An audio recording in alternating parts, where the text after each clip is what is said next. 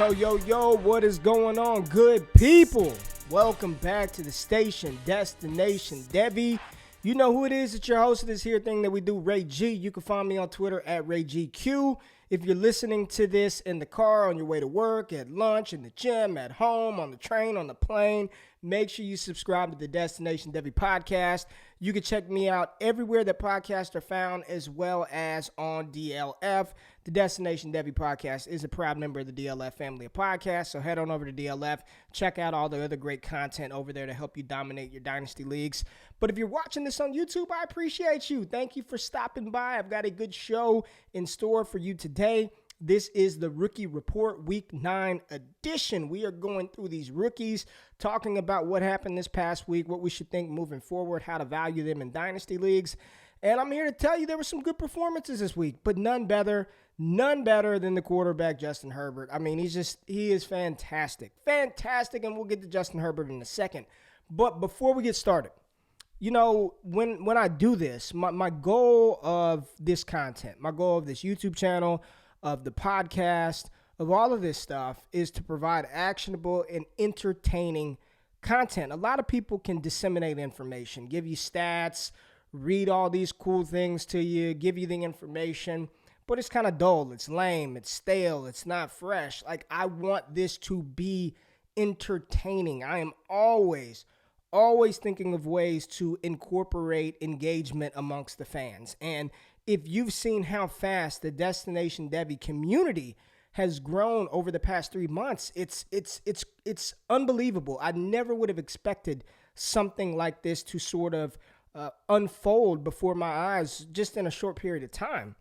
And the newest thing that has really piqued my interest, really kind of gotten me thinking about new ways to engage the casual fan, new ways to nerd out even more in this football space, is this entire trading card thing. It's the wildest thing that I did not know there was this large community of people who are into this, and not just into it, they love it. They love finding and opening these cards and collecting their favorite players or their favorite teams or favorite positions. It's really it's like speaking, it's learning Spanish for me, you know, learning about the different packs and the different cards that hold value. And what I'm going to do, I'm working on some things behind the scenes. We're still a couple of weeks away from actually launching it, but it's adding a Destination Debbie box break experience within the Patreon group. I'm talking to a couple of people, and we're figuring out how to get the premium stuff, not the stuff you get at Walmart or Target, and I'm not here to slam on you if that's what you do. But I want the good stuff. I want the legitimate 6 cards per pack, 1 box per case type stuff. Like, I want the good stuff. And we are going to offer that over on Destination Debbie, patreon.com/allgas, starting in the All-American tier. And if you head on over to patreon.com right now /allgas, you can save 10% off of your monthly and or annual membership. And I'm telling you that the things that we're doing over there, the growth of the channel, the growth of the community, and this inclusion of this trading card world inside of a fantasy space, it just makes sense. You know, I'm watching these guys open up these cards, and they can barely pronounce the players' names, right? They're just opening it, and people are looking. But why not engage and talk about why this card should be valuable in a couple of years? Let me tell you what's on the horizon 2-3 years from now, so you can get excited about those card pack release dates.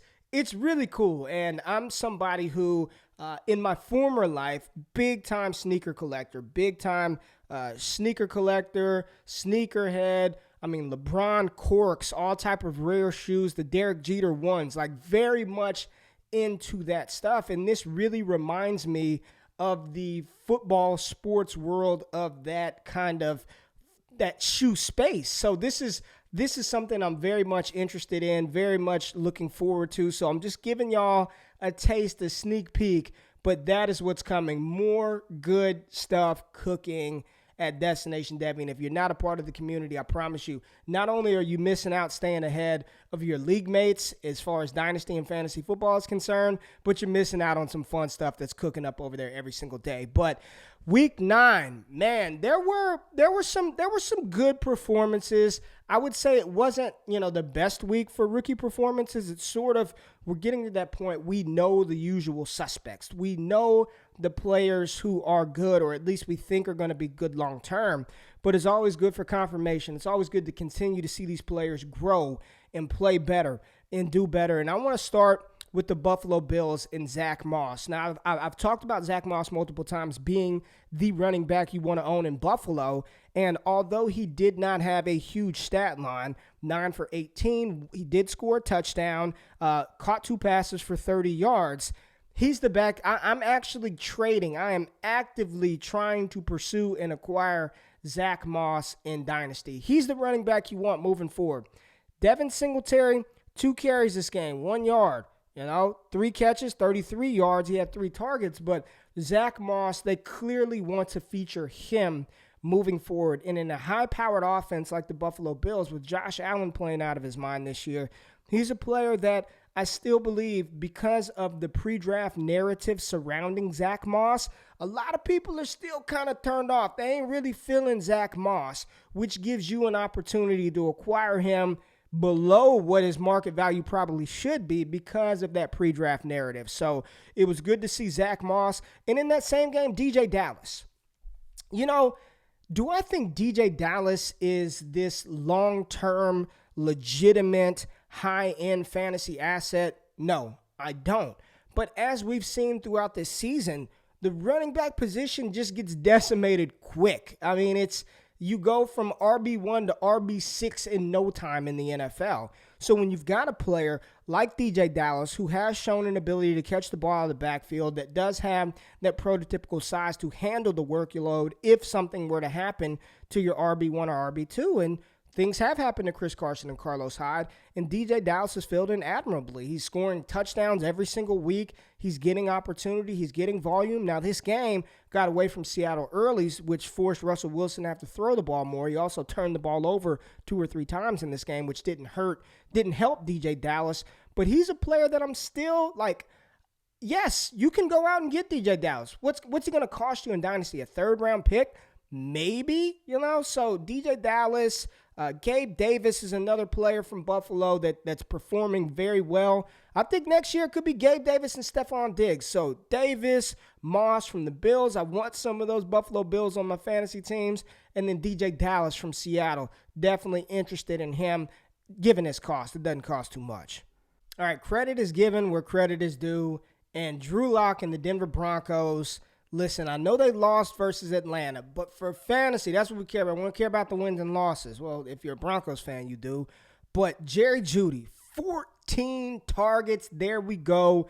Looking like the Jerry Jeudy of Alabama. Finally looking like the number 1 receiver for the Broncos. He out-targeted. He out-snapped Tim Patrick. I know Tim Patrick was a little banged up coming into the game, but a lot of people thought that he may be the number 1, the de facto number 1 in Denver, and that's not the case. Jerry Jeudy, 7 for 25, 1 TD, 17.9 yards of reception. And man, listen, y'all know me. I don't give a damn how you separate.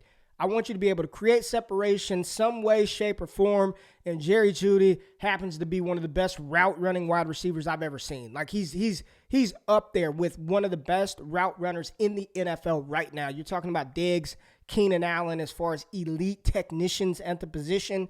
Jerry Jeudy is an elite technician, and we saw that repeatedly last Sunday. And they left a couple of yards on the field because of some inaccurate passes from Drew Lock. But to see Jeudy get in the game and the ball out the way he did, KJ Hamler had a good game, 6 for 75 on 10 targets.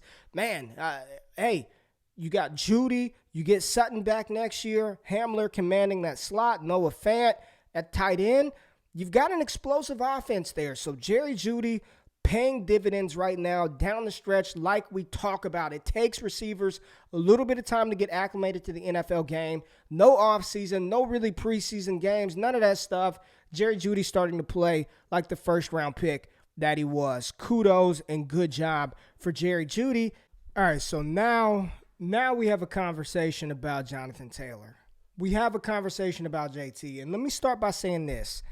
Jonathan Taylor is supremely talented. I think he is still one of the most talented prospects that we've seen enter the NFL draft at the running back position in 2020. I think he's the most talented running back that we saw, like just pure talent, production in college, what he did at the combine, his size, his speed, his situation.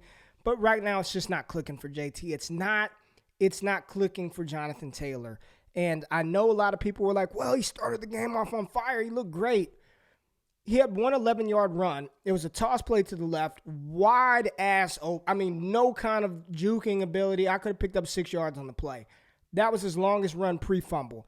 Then he makes a decent run, fumbles the ball, return, fumble 6. I think we're stretching. We're stretching to make excuses for Jonathan Taylor. Had this been anybody else, if this were Kalen Ballage, we'd say he stinks. If this were Melvin Gordon, nobody would be excited. But it's because of the expectation we put on JT coming into the season, we are finding excuses as to why his disappointing season is acceptable. And right now it's not. It's not. I think that the lack of a traditional offseason did not help Jonathan Taylor. We were excited about the landing spot in Indy because the Colts had one of the top offensive lines according to every analytical metric out there. But this season, they've been a bottom 5 run blocking unit. They have not been good. They're not a good offensive line. And if you go back and look at Jonathan Taylor, any highlight from him at Wisconsin, he ran with burst. He ran with confidence. He trusted his reads. He trusted his feet. He trusted his eyes. He trusted the blocking scheme. He's not doing it right now. He's not doing it right now. And you can spin it any way you want. He's not playing good football right now. But there is a silver lining in this. I still believe in the talent and the draft capital. And when you look at a player like Ronald Jones, who doesn't have half the talent that Jonathan Taylor does, rookie season, 44 rushing yards, turns right back around in his second year, over 700 rushing yards, 1,000 total yards. It's within his range of outcomes, 100%. If I had a good deal on the table, would I trade Jonathan Taylor? Absolutely. I already did it. I already did it in the league. Traded him. Sorry. Gone. Bye. But I'm not closing the door on what he could be in the future. Just right now, it ain't happening. So JT, kind of a letdown this past weekend. Kind of a letdown from Jonathan Taylor. On the other side of the ball, J.K. Dobbins finally received the bulk of the touches, or he led the team in running back carries. Wasn't good, 12 for 30, still big on J.K. Dobbins for the long term, but this past game wasn't his best game. 2 targets in the receiving game. He caught both of those, only for 5 yards. Michael Pittman Jr., the big wide receiver out of USC, 6'4", over 215 pounds. He looked good. Led the Colts in receiving yards by 1 over Zach Pascal. Had 7 targets, so he's a player that I'm definitely interested in getting. Could be the future at the wide receiver position for the Indianapolis Colts, especially when they upgrade the quarterback position. So let's talk about the man, the myth, the legend, Tua Tagovailoa. Tua, baby. 20 for 28, 248, 2 touchdowns, no interceptions, took 3 sacks, ran the ball 7 times for 35 yards, got Devontae Parker involved, 6 for 64. They lost Preston Williams in this game, but Tua, baby. Hey, go back to any of the early Destination Devy podcasts. For the longest time until the injury happened, Tua was my quarterback 1 over Herbert, over Joe Burrow. I believed I saw everything I needed to see from Tua. January of 2017 versus Georgia in the national championship game, when he comes in at halftime for Jalen Hurts, takes that team to overtime.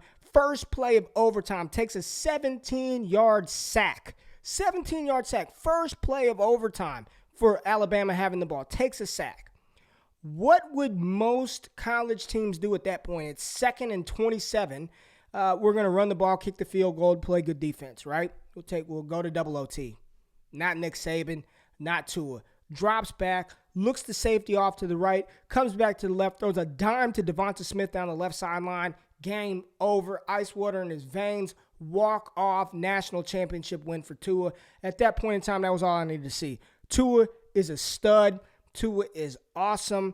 And I'm glad to see him back on the field healthy after suffering what many people overreacted and said his career is over. He'll never be. Just stop saying that stuff. Y'all don't know what the hell these players are going to do, what they're made of, modern medicine and technology. His career is over. Get the hell out of here, man. Tua is an absolute stud. We look at Clyde Edwards-Helaire in Kansas City. Here's the thing with Clyde. Clyde is still a top 12 running back in PPR. Clyde scored a touchdown. He had 5 carries. Le'Veon Bell had 4 carries. Le'Veon, he looks bad. You know, a lot of people were really panicked about Bell in this backfield. He doesn't look good. Clyde hasn't looked great lately, but he hasn't looked bad either.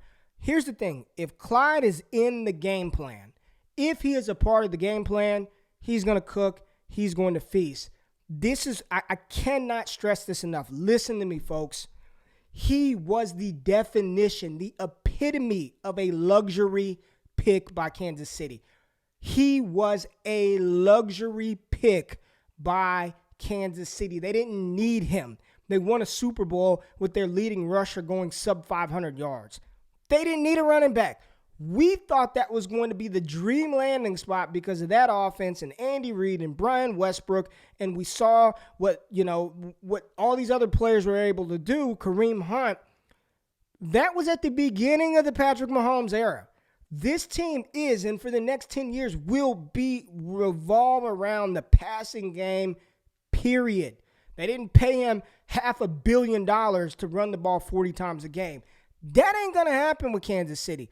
If Clyde is in the game plans, he will crush. If he's not, Patrick Mahomes is going to sling it around. 18 targets for Hill, 12 targets for Kelsey, 4 for Hardman, 5 for Edwards-Helaire, 3 for Demarcus Robinson. I mean, they threw the ball 45 times in this game. Now, granted, they were down a little bit. They had to come back. You know, it was a tight game. I'm not worried about Clyde is what he is. He's going to be a good complementary running back. All the talk of dynasty RB3, top 3 dynasty running back, no. Top 5 dynasty running back, no. Top 10, yeah, I'd probably still say that. At minimum, at worst, he's the top 12 dynasty running back, which is fine. He's still one of the top leaders after this past weekend in total yards from scrimmage. He got in the end zone. If he scores a little bit more, we're not as panicked about Clyde. I'm not worried about him. He's going to be a back-end RB1, high-end RB2, and we need those in fantasy football. Another running back who played well, DeAndre Swift, 13 for 64, got involved in the receiving game. Stafford got hurt. Chase Daniels comes in. Kerryon Johnson still involved. It's frustrating. Adrian Peterson still taking carries. It's frustrating. But DeAndre Swift, 5 targets in the receiving game. It's good to see him get more opportunity this game, right? More opportunity for Swift. 16 total touches in this game. So DeAndre Swift, another one of those running backs where, like J.K. Dobbins, we're probably not going to get D Swift unlocked this year, but the seed has been planted of what he can be in the future. So still excited about DeAndre Swift. Justin Jefferson, solid game, 3 for 64. But the game that I want to talk about and the player I want to focus on real quick, which is going to lead us into a little bit of rankings conversation, is Justin Herbert. Howitzer Herbert, man. I mean, I just love it. He's just slinging it around. I saw a comparison on Twitter, and please just take this with a grain of salt. We know that these 2 quarterbacks are not these individuals right now, but Joe Burrow is the Tom Brady of this rookie class, and Justin Herbert is the Patrick Mahomes of this rookie class. I mean, he's slinging it around. I mean, he's making people relevant that I've never heard of in my life. Tyron Johnson. He's got Mike Williams looking like a dominant number 2 wide receiver next to Keenan Allen, being the stud that he is. He can run the ball. Herbert is legit.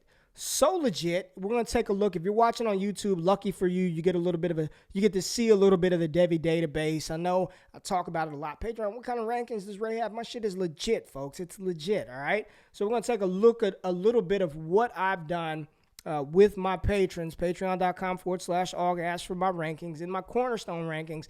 Major update after this past weekend of football. And this is what we're looking like right now.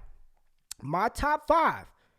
Cornerstone rankings takes, for those of you who don't know, you're not watching, It's 3 years worth of prospects. What do we build our foundation of our dynasty teams with? So I look at the 2019 class, the 2020 class, and the 2021 group of players, and I rank them according to where I would take them in dynasty startups, the value. And this is assuming Superflex format. So I've got Justin Herbert sitting at player 4. He is 4th in my cornerstone rankings. The only players that I have ahead of Herbert are DK Metcalf, Trevor Lawrence, and Kyler Murray at the top. Right after Herbert, I've got Joe Burrow, followed by A.J. Brown, Josh Jacobs, Miles Sanders, Tua Tagovailoa coming in at player 9 in the rankings, and the top 10, Justin Fields as that quarterback. Right after Fields, we've got J.K. Dobbins, C.D. Lamb, Justin Jefferson, Terry McLaurin, Clyde Edwards-Helaire, Jonathan Taylor, Najee Harris, DeAndre Swift, James Robinson, and Antonio Gibson. So right now there are only 2 quarterbacks within the next 3-year window that I would take ahead of Justin Herbert, and that's Trevor Lawrence and Kyler Murray. That is it. Now, of course, you've got Patrick Mahomes, Lamar Jackson, Dak Prescott, but that does not factor into the cornerstone rankings, as you can see here. Herbert is that freaking good, folks. He's that legit.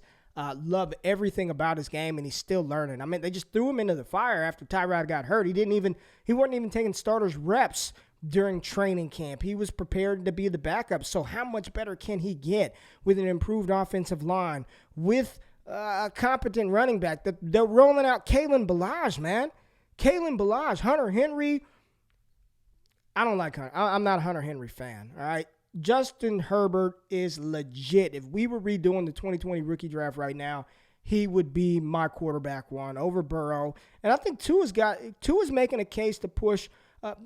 The point is, the quarterback position is in great hands, folks. When you've got Kyler Murray and Trevor Lawrence, Herbert, Burrow, Tua, Fields incoming, the quarterback position is in fantastic hands, and these rankings extend to a top 100. I rank them in subgroups of 100. After we get to player, I had it to 120, but those guys, when we're talking about Foster Moreau and Dawson Knox, it's not even really a point. These are the players who we should be paying attention to. Terry McLaurin makes a huge jump. I think he's a top 10 dynasty wide receiver. Terry McLaurin is that good, and maybe even a little higher. He is quarterback proof, doing it without an elite quarterback. So just wanted to give you a little insight as to what I do with these cornerstone rankings. But that's it. That is it for the rookie review, rookie report. I don't even know what the hell the show's called. Rookie review, rookie report. Appreciate you dropping by. Thank you to Sleeper Wire, my boy Hoos, man. My boy Hoos running Sleeper Wire, sponsoring this show, making Destination Debbie great. I appreciate y'all listening, tuning in. Subscribe to the channel. Hit the thumbs up button if you need me, if you need questions answered. Patreon.com/allgas. We got you covered over there to help you Debbie and Dynasty better. But that is it. I am out. Have a great rest of the week. We'll be back soon. Peace.